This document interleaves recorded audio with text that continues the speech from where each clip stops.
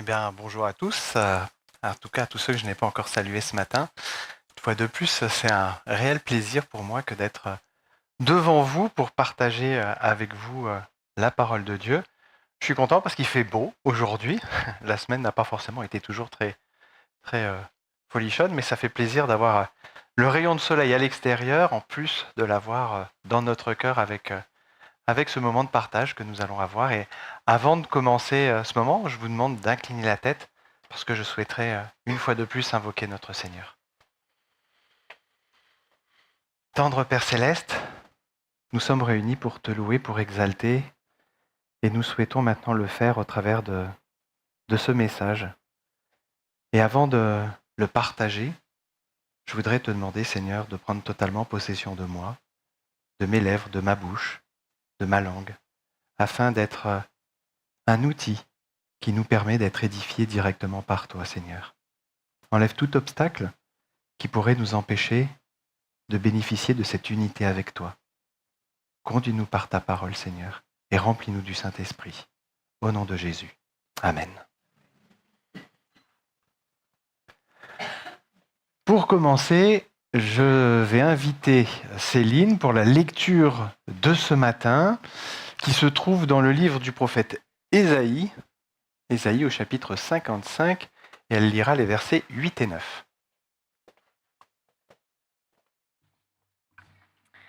Car mes pensées ne sont pas vos pensées, et vos voix ne sont pas mes voix, dit l'Éternel. Autant les cieux sont élevés au-dessus de la terre, autant mes voix sont élevées au-dessus de vos voix, et mes pensées au-dessus de vos pensées.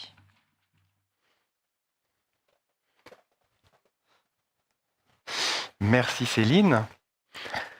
Alors ce matin, c'est un nouveau témoignage que je vais partager avec vous. Si vous vous souvenez, j'avais déjà partagé un témoignage lorsque, avec le Gideon Rescue Company, je m'étais rendu en Afghanistan au mois de septembre dernier. Et au mois de décembre dernier, eh bien, nous nous sommes rendus cette fois-ci au Sri Lanka. Et donc, je souhaiterais partager un peu les expériences de foi que nous avons pu vivre là-bas. Alors, je vous avoue que ça a été assez compliqué à faire comme prédication parce qu'il y a eu énormément d'expériences. Et je me suis dit, je vais quand même pas passer 2 heures à vous parler. Je pense qu'au bout d'un moment, certains auront faim. Donc, j'ai demandé au Seigneur de m'aider à condenser pour vous partager les expériences les plus importantes, les plus intéressantes que nous avons pu vivre là-bas. Pour recadrer un peu le contexte, il y a eu un cyclone tropical qui s'appelait Ditwa, qui a touché la côte est du Sri Lanka le 28 novembre 2025, avec des pluies très intenses et des vents très forts. Des inondations et des glissements de terrain généralisés se sont produits un peu dans tout le pays. Cet événement a été considéré comme l'un des pires épisodes météo du pays depuis des décennies, avec des pluies records. Alors pour ceux qui connaissent un peu la pluviométrie, 300 mm de pluie en 24 heures dans certains endroits, ce qui a provoqué des crues soudaines. Des milliers de foyers ont été submergés, des routes et des infrastructures ont été coupées. Les autorités ont déclaré l'état d'urgence pour coordonner les secours. Dans les zones montagneuses du centre de l'île, des glissements de terrain ont suivi les pluies torrentielles, aggravant les dégâts humains et matériels.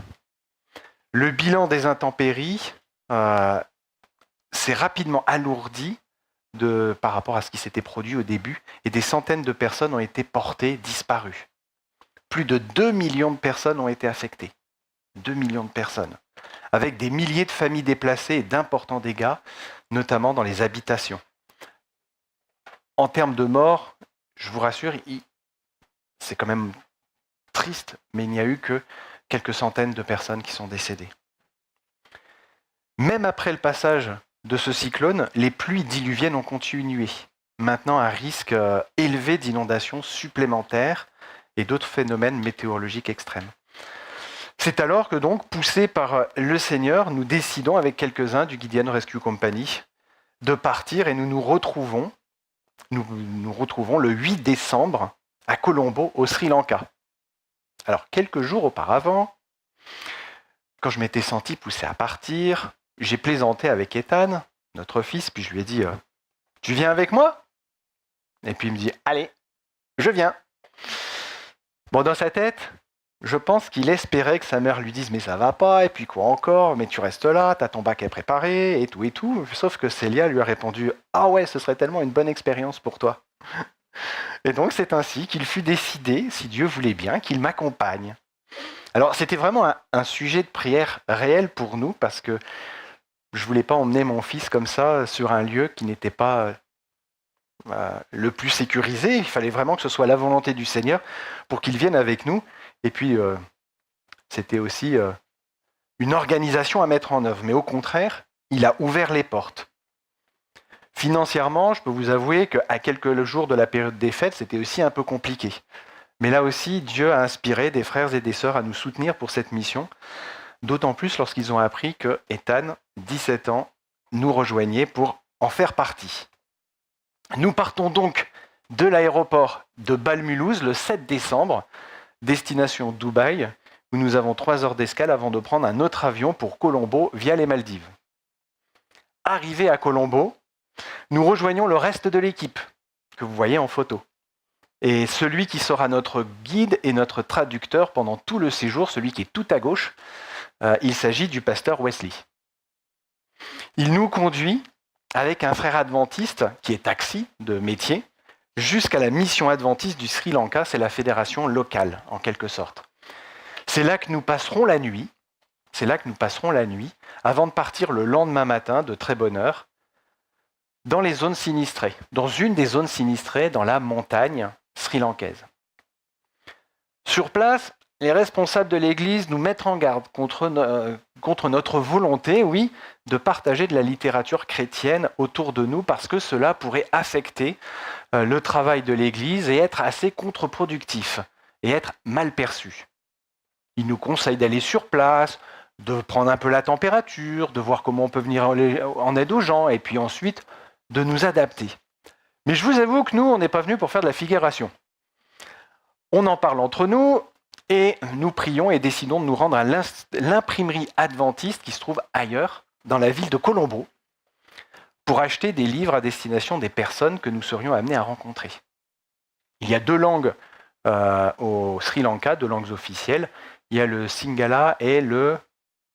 j'ai oublié la deuxième. Mais c'est pas grave. Nous savons que nous sommes là pour un court moment. Nous voulons donc faire le maximum en un minimum de temps. Et nous croyons que Dieu a une mission pour nous ici. Et pour vous dire, au début, on pensait venir pour faire du secourisme, parce que nous sommes une compagnie de secouristes internationaux. Mais en définitive, le temps que nous arrivions sur place, les inondations étaient terminées, des pluies étaient attendues, mais les inondations étaient terminées. Les personnes avaient été mises en sécurité, il ne restait plus maintenant qu'à prendre soin d'elles. Mais ce n'est pas grave. Nous sommes présents, nous sommes là pour aider et nous nous laissons guider par Dieu. Après une bonne nuit de repos, nous prenons très tôt la route en van pour faire 200 km en 7 heures. Ouais, rien que ça. Arrivés sur place, nous logeons dans la maison d'une pasteur adventiste qui met son logement à notre disposition. Les gens vraiment là-bas sont d'un accueil phénoménal. C'était vraiment passionnant. Et nous partons directement dans un premier lieu, dans la montagne, à 45 minutes de la ville où nous sommes arrivés. Nous arrivons, comme vous le voyez en photo, à une école avec près de 300 réfugiés qui sont hébergés dans des salles de classe. Tous les réfugiés qui sont là ont soit perdu leur maison, soit sont déplacés parce qu'ils risquent leur maison risque de s'effondrer.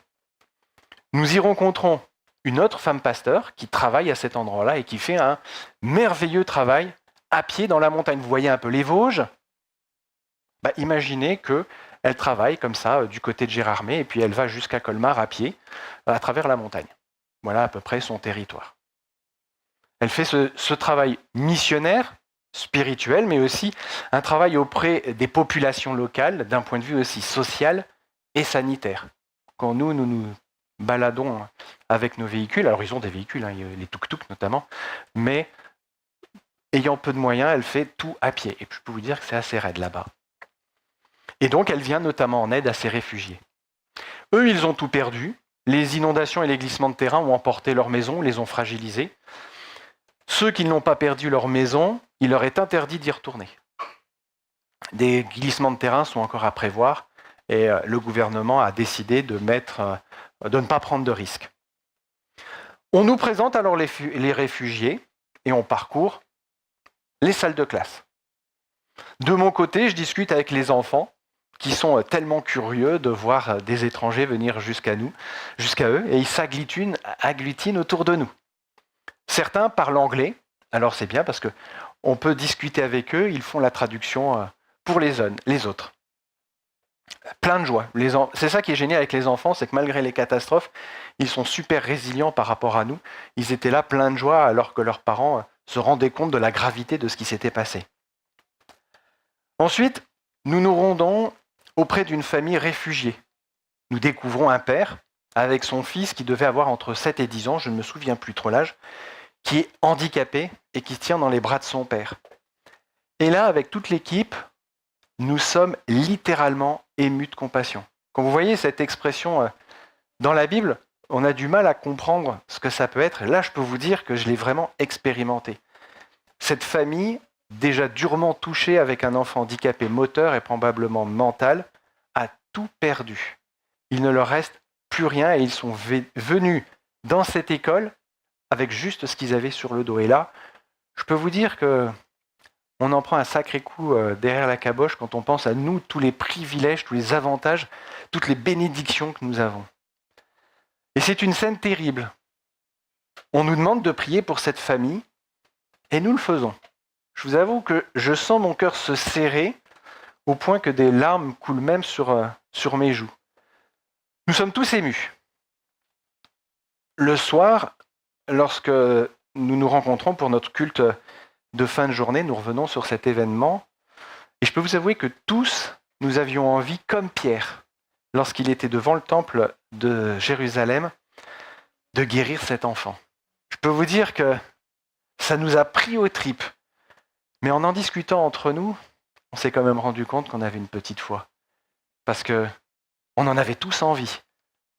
Mais il nous a manqué l'élan du Saint-Esprit pour pouvoir le faire. Avant de quitter ce village, on nous demande de rendre visite à une femme. Une femme qui est nouvellement convertie, qui est sortie de l'hindouisme. L'hindouisme qui est une des premières religions sur place, mais dont le mari, alcoolique, est devenu violent depuis sa conversion. De plus, elle a des problèmes de santé. Nous nous y rendrons.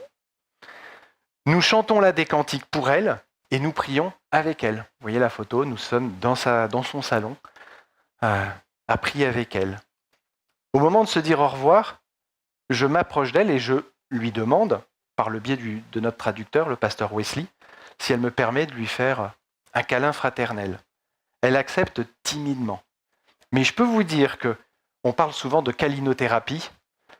Lorsque je la prends dans mes bras, je sens son étreinte puissante, comme si elle avait besoin de s'accrocher à un espoir de bonheur et de sécurité.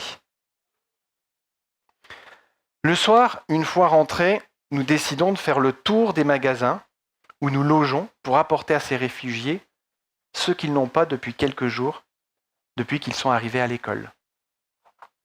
Le lendemain, pendant qu'un groupe fait les courses, l'autre reste pour prier, pour que Dieu permette que nous trouvions tout ce qui est nécessaire.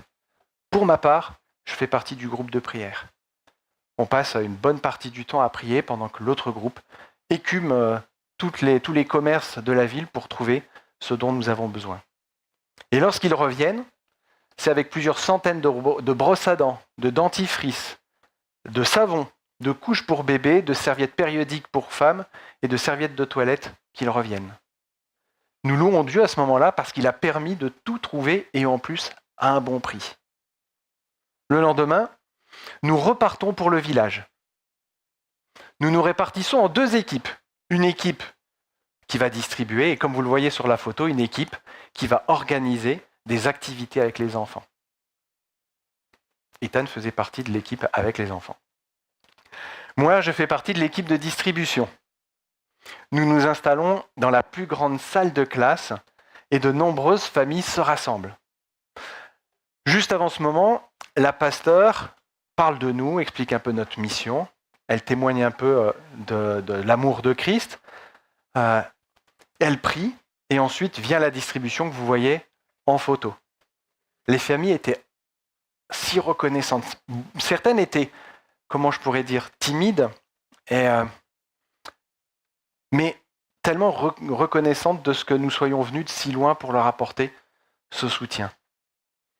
Vient alors la mère de l'enfant paralysé avec son fils dans les bras. Elle nous demande de prier pour lui. Les frères qui sont autour de moi me demandent si je veux bien prier. Je décide alors de prier et je peux vous avouer que je pense que je n'ai jamais prié avec autant de ferveur, mais en même temps que je priais pour la guérison de cet enfant, je me sentais si petit, si faible. Et je me sentais avec une foi si petite. Même le grain de moutarde à côté, je pense qu'il était beaucoup plus gros. J'avais tellement envie que cet enfant soit guéri. Et là, j'ai vraiment tellement pris conscience de la petitesse de ma foi dans cette situation. Lorsque tout va bien, qu'on vit dans notre quotidien, c'est tellement facile d'expérimenter la foi, mais quand on se trouve face à ces circonstances, je pensais à Pierre, je pensais aux apôtres, Paul, lorsqu'ils ont guéri, lorsque Paul a ressuscité Eutychus, et je me disais, j'ai encore du chemin à parcourir, Seigneur, pour pouvoir venir en aide de cette même manière à ces personnes. J'étais certain que Dieu pouvait guérir cet enfant. Mais suis-je vraiment l'instrument de Dieu pour cette guérison ? Non pas que j'en doute, mais je sentais que j'avais un grand besoin de grandir spirituellement avant de pouvoir en être un tel instrument. Il nous arrive parfois de nous retrouver dans des situations où Dieu nous révèle notre état de foi, que nous pensions bien grande dans les conditions habituelles, mais qui s'avère, au regard de celle du Christ, bien petite. Et c'est pourquoi d'ailleurs souvent il nous permet de vivre certaines situations pour nous faire prendre conscience de notre besoin de totale dépendance à lui. Ensuite, nous partons dans un autre village, situé encore plus haut dans la montagne. Nous y apprenons là-bas que personne n'est venu les visiter depuis qu'une partie du village, comme vous le voyez sur la photo, a été emportée par le glissement de terrain. Et que la plupart des maisons ont été endommagées. Même les autorités ne sont pas venues sur place. Nous sommes les premières personnes extérieures au village à s'intéresser à eux. Rien que pour ça, les villageois nous ont offert toute leur reconnaissance. Ils se doutaient, ils nous l'ont dit, qu'on ne pouvait rien faire de plus. On était 7, on n'est pas venu avec des pelleteuses, des pelles et tout ça. Ils se doutaient qu'on ne pouvait rien faire de plus. Mais notre intérêt pour eux a eu une valeur particulière. Tellement et à tel point que nous avons pu y distribuer des dizaines d'ouvrages chrétiens dans leur langue. Un village à majorité hindoue et bouddhiste. Il y avait même un petit temple qui a été partiellement endommagé. Nous avons prié avec certains, encouragé d'autres, soigné quelques personnes comme ce jeune homme en photo. Vous savez, dans cette mission, chaque matin, nous prenions au moins 1 heure de louange, de méditation et de prière ensemble. Nous le faisions aussi le soir. En fait, nous avions compris que pour faire cette mission, pour vivre cette mission et l'accomplir selon la volonté de Dieu, il était important de soumettre tous nos plans, de lui soumettre tous nos plans, de manière à ce que nous n'ayons rien à faire, que nous n'ayons rien à commencer sans invoquer sa présence, son aide et son inspiration, en demandant le Saint-Esprit pour que ce soit vraiment lui qui nous guide. Et il y a vraiment une force qui nous anime et qui nous assiste tout au long de cette mission. Une force, je dirais, presque palpable. On pouvait sentir que nous n'étions pas forcément maîtres de ce qui se passait sur place. Le matin suivant, après nos dévotions matinales, nous avions prévu de rencontrer un autre pasteur local dans un autre village sinistré, dans un autre endroit dans la montagne. Alors on se prépare nos sacs, avec de la littérature chrétienne. Quand on a vu la veille que ça avait bien fonctionné de pouvoir en distribuer dans ce village en haut de la montagne, on s'était dit qu'on pouvait en prendre.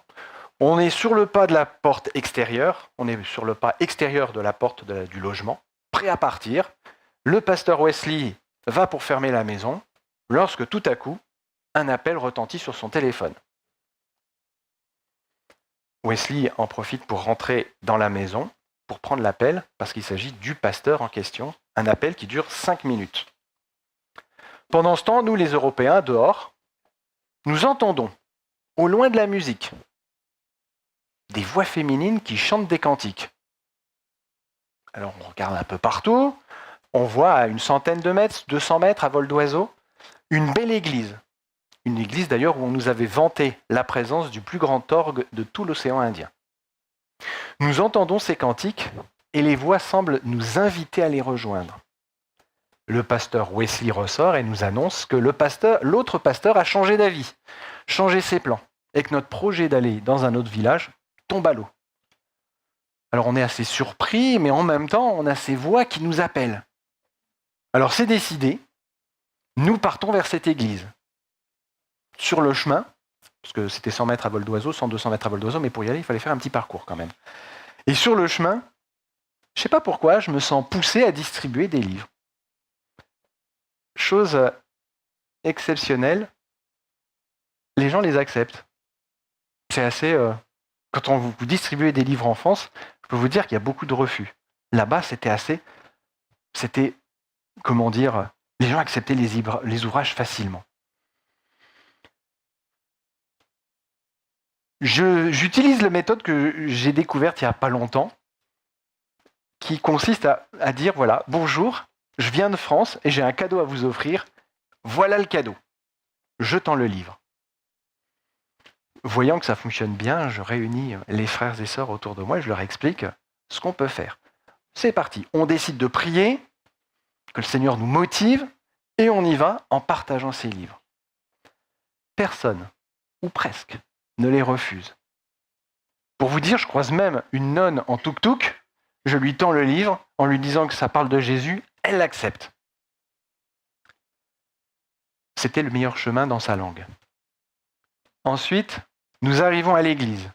Nous entrons par l'arrière, dans une petite salle, où nous retrouvons le groupe de femmes qui terminaient leur louange avant un temps de méditation. Elles nous invitent à entrer, nous les écoutons lire la Bible, la commenter, puis elles nous demandent de nous présenter. Après avoir fait les présentations, nous leur proposons de chanter des cantiques, ce qu'elles acceptent avec joie. Et lorsque nous chantons « Oh when shall I see Jesus » qui parle des trompettes, les femmes sont émues. Elles nous expliquent que lorsque le cyclone est passé sur l'île, peu de temps avant, elles avaient justement parlé des trompettes de l'Apocalypse dans leur groupe de prière et de méditation. Et c'était pour elles comme si c'était un signe de Dieu que nous chantions ce cantique ici et maintenant. Nous prions tous ensemble. Ensuite, elles s'empressent d'accepter tous les livres que nous avions avec nous. Bon, peut-être pas tous, mais beaucoup de livres. Au point même que l'une d'entre elles, que vous voyez à droite sur la photo, nous en demande une dizaine pour les distribuer autour d'elle. Après avoir visité l'église et passé un délicieux moment avec ces femmes, nous reprenons le chemin du centre-ville. Quitte à être bloqué ici, et sans projet, autant en profiter. Nous avons nos sacs qui sont remplis de livres, autant les distribuer. Et nous nous y mettons. Et là, une chose extraordinaire se produit. Nous n'avons pas besoin d'aller vers les gens. Pour ceux qui sont venus à Épinal pour faire de la distribution, nous sommes obligés d'aller vers les gens. Là-bas, eh bien non. Ce sont les gens qui viennent à nous et qui nous réclament les livres que nous avons dans les mains. Ils sont avides de savoir ce que nous tenons. Même pour vous dire, les tuk-tuk, les véhicules, les voitures s'arrêtent pour nous demander depuis le véhicule « Qu'est-ce que vous avez ? Je le veux, je le veux !» Nous sommes obligés sans arrêt de repiocher dans nos sacs parce que ce que nous avons en main part à une vitesse phénoménale. En revanche, au bout d'un moment, nous croisons un homme en colère qui nous parle. Bon, alors nous, on ne comprend rien de ce qu'il dit, mais on voit qu'il est en furie. Le pasteur Wesley le prend à l'écart, il parle avec lui, et puis il revient nous voir, le pasteur, et il nous dit que c'est une autorité locale qui nous interdit de continuer à obliger les gens à prendre des livres chrétiens. J'ai bien fait exprès parce que c'était son terme, d'appuyer sur le « obligé ». Il va appeler la police. Alors, Wesley nous demande... alors non, le pasteur lui demande d'abord et le supplie de ne pas le faire, de se calmer, mais rien n'y fait et l'homme rentre chez lui en furie. Wesley nous explique que la situation n'est pas super bonne. Je peux vous dire que d'un seul coup, c'est un peu comme un soufflet, l'euphorie retombe. Wesley nous dit qu'il vaut peut-être mieux arrêter. Dans ma tête, ça mouline un peu. Je me rappelle une mission du JRC peu de temps auparavant, en Russie, où après avoir distribué de la littérature chrétienne, les frères adventistes avaient été arrêtés par le FSB, ce qui leur avait permis d'évangéliser de nombreuses personnes chaque fois qu'ils avaient été interrogés avant d'être lâchés. Le Seigneur leur a même permis de remettre une grande controverse au Kremlin à l'un des proches conseillers du président Poutine. Alors moi je leur dis, je continue. S'il faut aller en prison, j'irai en prison. On est tous un peu ragaillardis et les autres réagissent pareillement pour encourager le pasteur à poursuivre la mission. Mais lui, c'est pas sans appréhension. Je peux vous dire que le pasteur, il était mi-figue, mi-raisin. Il se demandait un peu à quelle sauce il allait être mangé. On décide quand même de prier le Seigneur parce qu'on veut que ce soit lui qui guide la mission. On ne veut pas que ce soit de la présomption. On lui remet cette mission entre les mains. Nous lui disons que s'il juge nécessaire que nous allions en prison, nous l'acceptons si c'est pour sa gloire. Et on repart. Un groupe à gauche de la route, un groupe à droite de la route. La frénésie pour ces livres se poursuit. Même, je peux vous dire, certains policiers acceptent les livres. Les autres, s'ils le refusent, ils nous laissent totalement tranquilles. 2 d'entre nous vont rencontrer 2 hommes, à un moment donné, d'une église luthérienne qui se trouve à une 20aine de minutes de la ville. Après avoir entendu le témoignage de nos frères, qui n'ont pas caché que nous étions adventistes du 7e jour, nous sommes invités le samedi soir à venir partager nos témoignages dans leur église, à y chanter et même à prêcher. Et nous nous rendons compte que nous sommes déjà à court de livres. On n'était même pas arrivés au centre-ville. Et pourtant, nous n'étions pas vraiment à la sortie de la ville, nous étions dans la ville, un peu à 5-10 minutes du centre-ville à pied. Mais vous voyez, tout était parti. Et je peux vous dire qu'on avait chacun un gros sac rempli de livres, et on était 8. On décide de se répartir en 2 groupes, tandis que certains en profitent pour faire des courses. Nous avons décidé de faire l'acquisition de sacs de nourriture pour les villageois qui ont tout perdu tout en haut de la montagne, que personne n'avait visité. Donc les villageois manquent de nourriture et donc nous décidons de faire des courses pour ces gens-là, de leur acheter de la nourriture. Et pendant que cette équipe va en ville, dans le centre-ville, moi-même avec une sœur, nous remontons à la maison pour refaire le plein de livres dans nos sacs. Lorsque nous revenons chargés de nos livres, alors on a quasiment pris tout ce qui nous restait. On avait acheté plusieurs centaines de livres, on a quasiment pris tout ce qui nous restait. Nous voyons dans une des rues principales un genre de petit marché sur le trottoir et nous décidons d'y distribuer nos livres. Sur un étal, nous rencontrons une vieille dame qui accepte volontiers le livre. Et là encore, quelque chose de formidable se passe. Cette dame que vous voyez à gauche sur la photo arrête tous les passants en leur demandant de prendre nos livres. On a une centaine de livres dans nos sacs en moins de 15 minutes. Tous les livres sont partis grâce à elle. Elle a arrêté les gens. Ils ont un livre super, il faut que vous le preniez, il faut que vous le lisiez. Nous n'avons rien eu à dire. C'est elle qui l'a fait.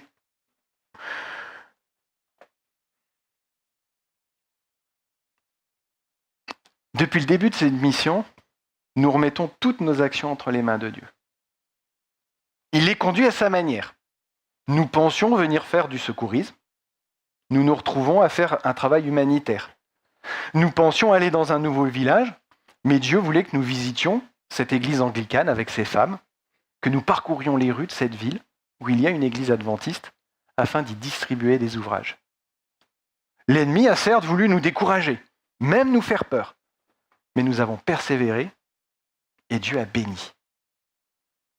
Il y a un texte dans le livre des Proverbes qui nous dit ceci, et pour lequel je voudrais le partager, et qui est nécessaire qu'on se le rappelle, où il est écrit ça, Proverbe 3, versets 5 et 6, « Confie-toi en l'Éternel de tout ton cœur, ne t'appuie pas sur ta sagesse, reconnais-le dans tes voies, et il aplanira tes sentiers. » C'est lui qui dirige toutes choses, si de tout notre cœur nous nous confions dans sa manière d'agir. Le sabbat qui suit, nous passons un sabbat béni dans la communauté adventiste, dans le district où les réfugiés logeaient dans l'école. Cette communauté n'a pas de bâtiment d'église. Ils se réunissent dans la maison de l'ancien. Là, nous sommes dans son salon. Nous prions avec eux pour que Dieu leur donne un bâtiment pour leur église. Il faut comprendre que dans la culture locale, que les bouddhistes, les hindouistes et leurs temples, que les musulmans et leurs mosquées, et que les autres chrétiens et leur église, c'est presque une honte de ne pas avoir un bâtiment et d'être obligé de se réunir à 30 à 40 dans le salon de l'ancien de l'église. C'est comme si pour eux, le Dieu que nous servons dans ce bâtiment n'est pas assez puissant pour nous donner une église de ce qu'on nous a expliqué. Le soir, nous nous rendons à l'église luthérienne où nous étions invités pour témoigner et chanter. En arrivant, catastrophe. L'église est vide. Vide de chez vide. Seuls les 2 hommes qui ont été rencontrés la veille sont présents. Ce sont les responsables de l'église. Sur le coup, je peux vous avouer qu'on est déçus. On se demande vraiment, mais qu'est-ce qu'on fait là ? Est-ce qu'on est en train de perdre notre temps ? Intérieurement, on prie le Seigneur. Seigneur, là, il faut que tu fasses quelque chose parce que on ne sait pas trop ce qui est en train de se passer. Le pasteur Wesley questionne les hommes qui recommandent de ne pas nous inquiéter. L'un d'eux prend son téléphone, il envoie un message sur WhatsApp. 15 minutes après, l'église est bondée de plus de 300 personnes, certains debout à l'entrée de l'église, sans compter ceux qui sont dehors et qui essayent de voir ce qui se passe depuis l'extérieur. Une majorité d'entre eux sont chrétiens, mais il y a aussi des hindouistes et des bouddhistes. Nous chantons. Un premier témoignage est transmis. Le pasteur Wesley fait une courte prédication. Puis vient le temps où moi aussi je donne mon témoignage. Encore un chant et la prière finale. Une fois ce moment terminé, nous distribuons les livres restants. Un par famille parce que, faute de stock, il ne nous en reste pas assez pour tout le monde. Puis une chose extraordinaire se produit. Des femmes, avec leurs enfants, des pères de famille, des couples, font la queue pour venir auprès de nous pour que nous prions pour eux, pour que nous bénissions leurs enfants, leur maison, leur travail, leur famille, etc.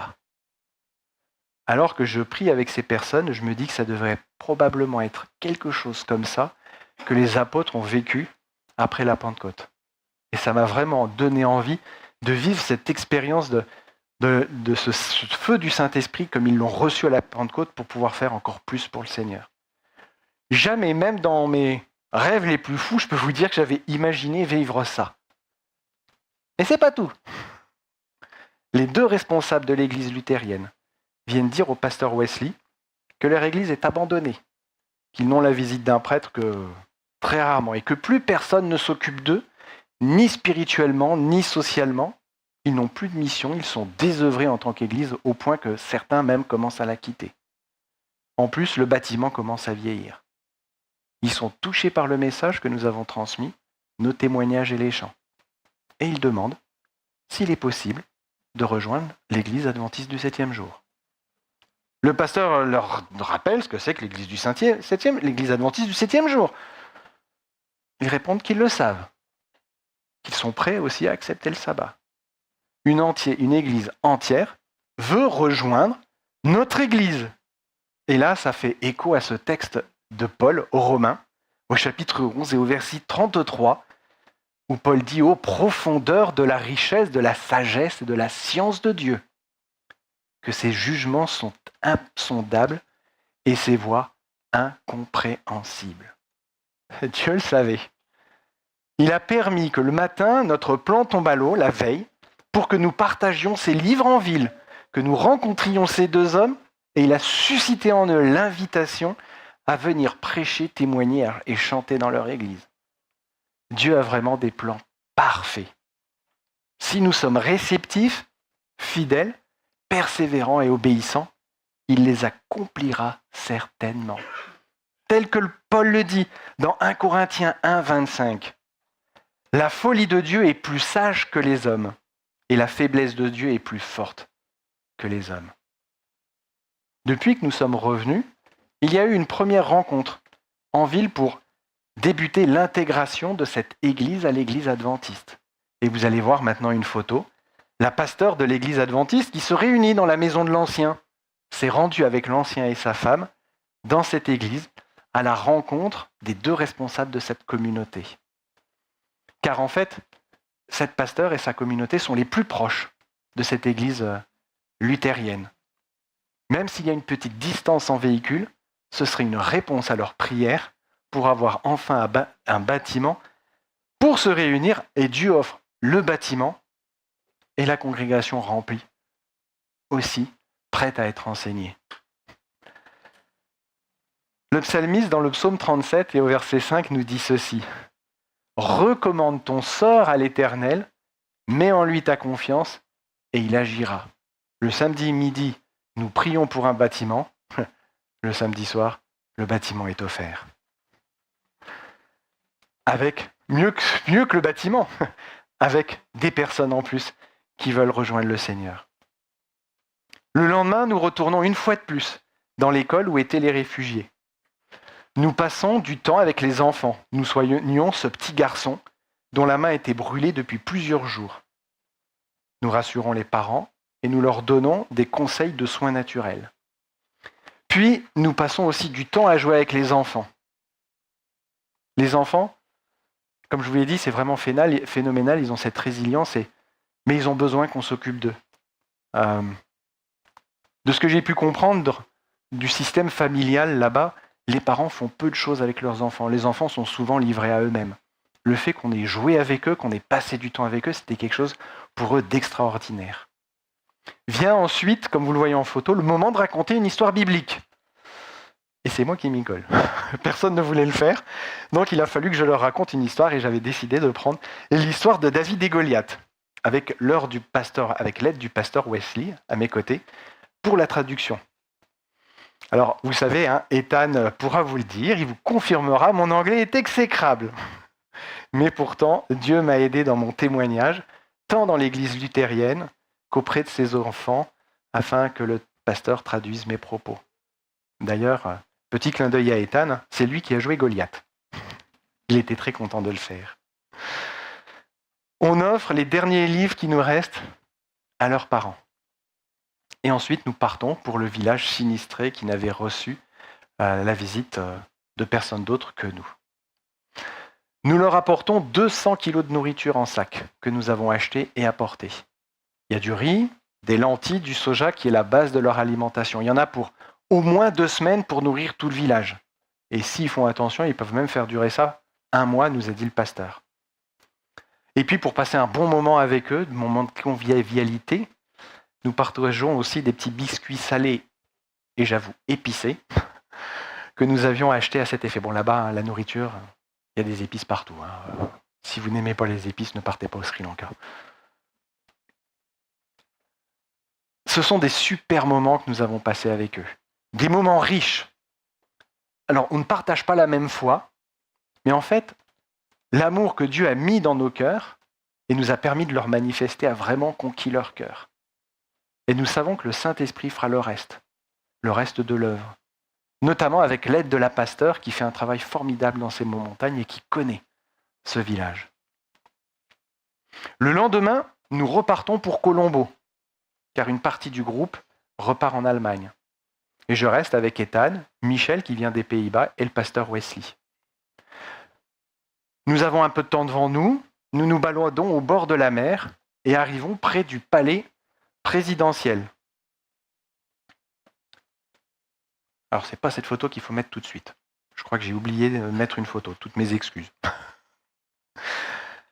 Nous baladons et nous arrivons près du palais présidentiel et de quelques bâtiments ministériels. Et dans la promenade, je raconte au pasteur Wesley comment les équipes du Gideon Rescue Company ont offert la grande controverse aux collaborateurs du président Poutine en début d'année. Mais aussi comment une autre équipe avait pu, grâce à Dieu là aussi, remettre ce même livre dans les mains d'un conseiller du président Trump quelques mois plus tôt lorsque celui-ci s'est déplacé au Texas suite aux inondations terribles qui avaient eu lieu. Je dis que ce serait formidable que nous fassions la même chose ici. Et là, tout à coup, tout le monde se sent emballé. Nous nous sentons littéralement poussés à aller de l'avant. Nous décidons de prier à ce sujet et nous nous rendons directement au palais présidentiel sans avoir de livre sur nous. Nous arrivons à la sécurité, puis nous expliquons que nous avons un cadeau à remettre au président pour le remercier de l'accueil merveilleux que nous avons eu en venant dans ce pays, en venant en aide aux personnes sinistrées.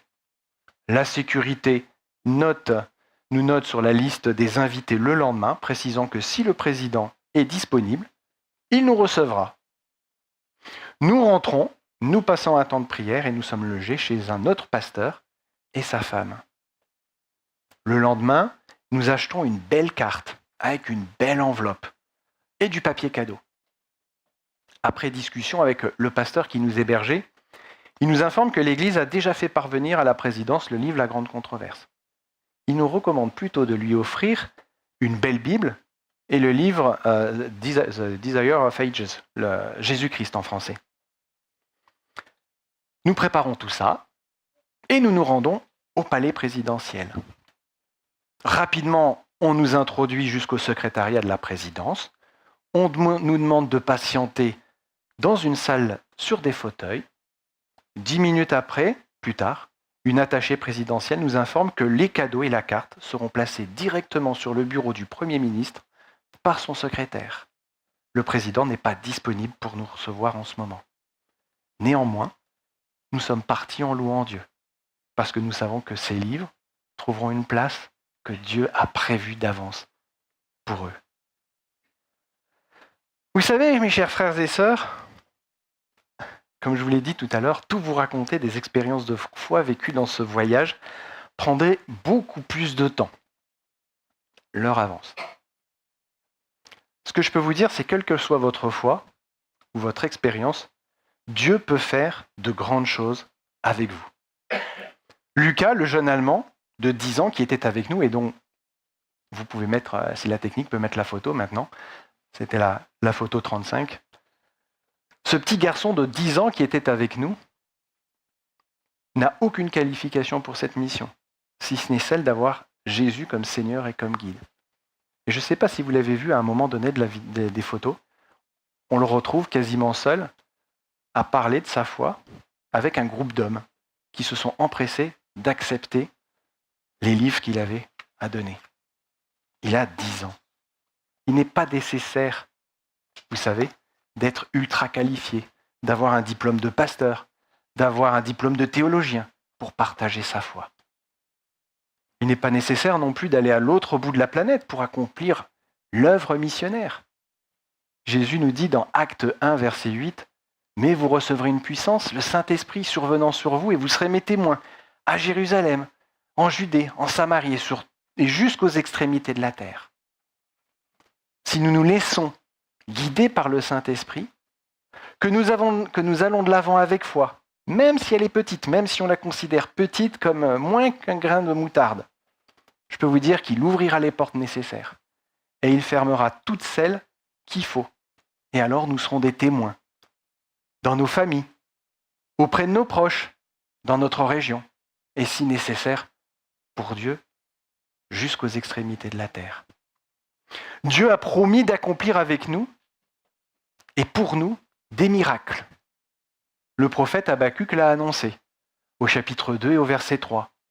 C'est une prophétie dont le temps est déjà fixé, elle marche vers son terme.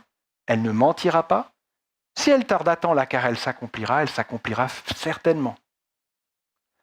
L'attente dans l'accomplissement du miracle de Dieu, n'est pas passive avec Dieu. Il attend que nous avancions. Comme Paul, il attend que nous courions la course et que nous nous portons vers l'avant. Ne vous occupez pas des portes fermées. Dieu ouvrira celles que vous n'attendez pas. Au Sri Lanka, on s'en est rendu compte. On pensait aller par là, Dieu nous a fait aller de l'autre côté. Il faut juste être à son écoute et le laisser diriger. N'ayez pas peur que certaines soient ouvertes, car il fermera celles qu'il faut en leur temps. Comme le dit l'Ecclésiaste, chapitre 3, verset 11, Dieu fait toutes choses bonnes en son temps. En cette fin des temps, nous vivons dans un monde où le mal prend de plus en plus de place. Néanmoins, de nombreuses personnes le cherchent. Cherchent à garder la tête hors de l'eau.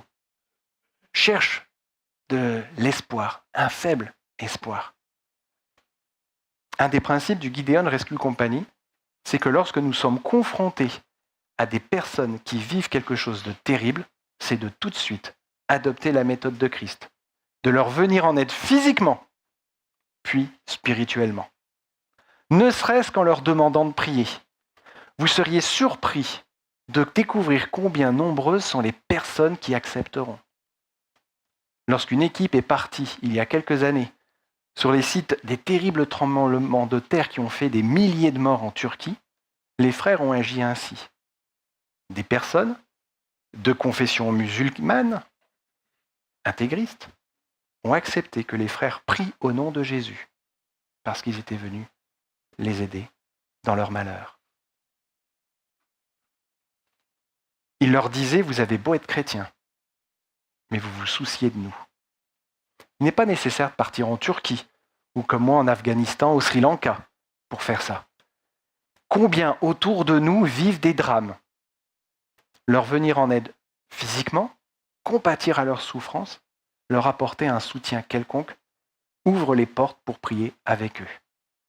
Avec Célie, on l'a encore vécu cette semaine avec une voisine. Certes, certains ne voudront pas. C'est leur choix qu'il convient de respecter. Mais vous savez, beaucoup ont besoin que nous le leur proposions. En fait, ils n'attendent que ça. Et le Seigneur fera le reste. Dans quelques instants, dans quelques minutes, nous allons chanter le cantique « La voix du Christ ». Et avant de le chanter, je voudrais vraiment vous lire ce cantique, parce que les paroles sont vraiment particulières. Nous avons souvent, moi le premier, l'habitude de chanter des cantiques sans forcément prêter attention à ce qu'il dit, à ce qu'ils disent. La voix du Christ nous appelle.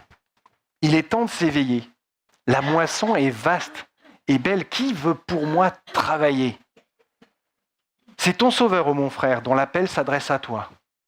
Réponds-lui d'un cœur sincère. Me voici, maître, prends-moi. Sans franchir les mers bruyantes, tu peux annoncer Jésus. Que d'âmes insouciantes, de cœurs souffrants et perdus. Autour de nous, l'œuvre est grande, mais petite est notre foi.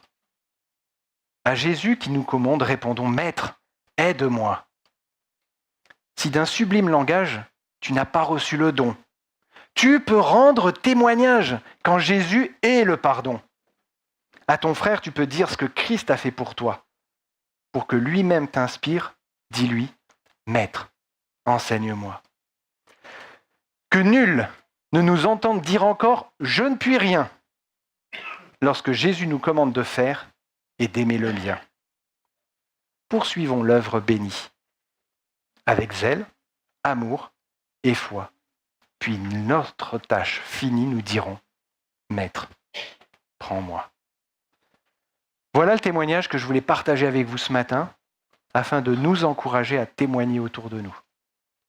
Vraiment que le Seigneur nous donne du zèle pour la mission. Amen.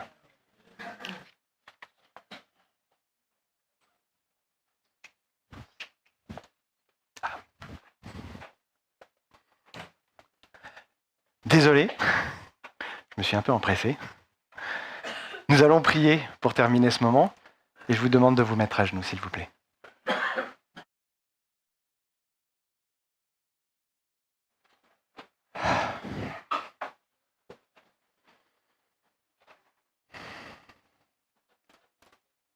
Oui, Père Céleste,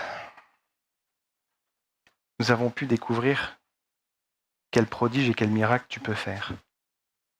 Jésus, dans sa parole, dans ta parole, nous dit que nous serions amenés à faire de plus grandes choses que lui. Ces grandes choses, c'est d'amener le plus d'âmes en priorité à toi. Mais comme nous l'avons vu, petite est notre foi, Seigneur. Nous te demandons de la faire grandir par la puissance du Saint-Esprit en nous, car tu as dit que nous recevrons cette puissance, le Saint-Esprit qui fera de nous des témoins. Alors oui, Seigneur, fais de nous des témoins en toutes circonstances, particulièrement dans ce monde troublé qui va de mal en pire. Nous savons que les choses n'iront pas en s'arrangeant, bien au contraire. Donne-nous le courage, le zèle, l'audace d'être pour toi ces témoins, même si nous ne savons pas parler, même si nous ne savons pas te faire de beaux discours. Mais tu ouvres les portes que nous voyons fermées et tu fermes celles qui nous font peur d'être ouvertes. Seigneur, nous savons que tu reviens bientôt et tu aimerais sauver tant de personnes. Alors envoie-nous vers ceux qui souffrent, vers ceux qui te cherchent, vers ceux qui veulent de l'espoir. Et comme l'a fait Jésus, que nous venions prendre soin d'eux, que nous leur proposions de te rencontrer. Oui, Seigneur, conduis-nous par ton amour et la force qui animait les disciples. Déverse sur cette assemblée, Seigneur. Le Saint-Esprit, comme tu l'as déversé à la Pentecôte, nous réclamons cette pluie de l'arrière-saison pour mettre un terme à l'œuvre que tu nous as confiée et te voir enfin revenir sur les nuées des cieux. Et nous te prions tous, par le nom et les mérites de Jésus. Amen.